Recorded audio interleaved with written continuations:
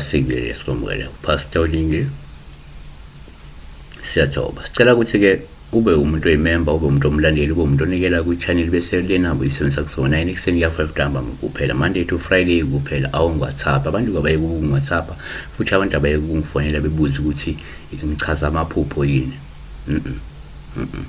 Fona from Monday to Friday kuphela WhatsApp. Siphezile sizwe Zuma mkhulu bila kuphela ngiqonile into yaze yangithumela ebaqhikizeni yase yangifaka ucolo umhlophe. So kuphela iqonywa yitshitshi lamfaka ucolo umhlophe naku ke singakusho yini into yitshitshi, yini itshitshi into i-virgin, umuntu ongakathintwa, umuntu ongakephuka.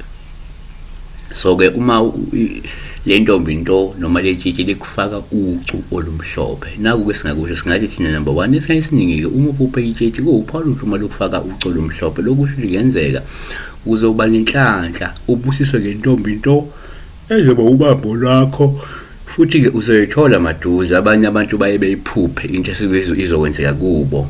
Baningi engibaziyo abaphupha abakhonyiswa abalingani babo, uthola ukuthi in 2 years time uzodibana naye, noma in 6 months time uzodibana naye, noma in weeks, in months uzodibana naye, 3 months, yabona.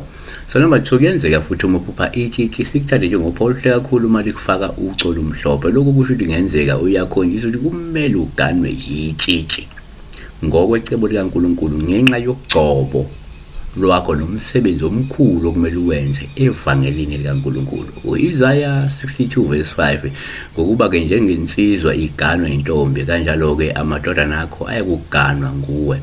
Leviticus 21 verse 13 wothatha umfazi oseyintombi.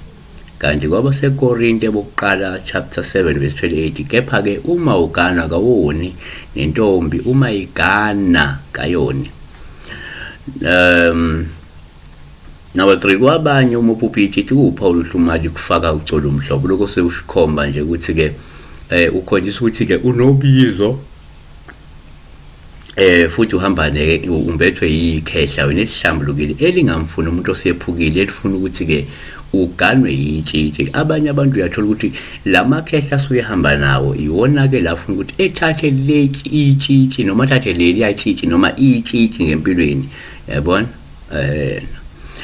Kodwa ke singaphinde sibheke futhi ngokwesintu siqhubeke. Number 4 kuyenzeka futhi uma uphupha itshitshi ubupholo uhlumali kufaka ucolo umhlophe. Lokho sokukhomba ukuthi kungenzeka kunesidalwa somnono esihle nesihlambulukile esisondela nobunhlanhla esifuna usinake. Abanye abantu kuyenzeka uma kunalesi sidalo samanono noma somnono esuke siphakama kuye engalibona itshitshi limfaka locolo umhlophe. Lokhu kukhomba ukuthi lo muntu uhamba kanalesi sidalo samanono esihlambulukile esihle esisondela kuye ke nalo bunhlanhla ngoba sifuna lo muntu asinake. Noma ke kukhona vele ekade ukwenza wena ukulungisela isidalo sakho, ngabe isidalo samanono noma ulungisela nje isidalwa noma ulungisela inkosazana ke ungabe vele futhi kanje. Siyabonga kakhulu besibheka la uma uphupha itshitshi likufaka ucu olumhlophe.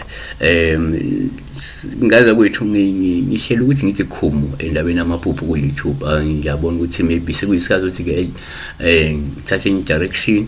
So ngingakujabulela uma ungaba khona umuntu ongathi le channel ngiyayidinga le ebese kubeki off etafuleni ngenjuthisela kuye le channel. Mina amaphupho sengizochaza nje over the phone kuphela, yabo. Yeah, if we sibheke phambili, yeah, that's my plan. Siyabonga.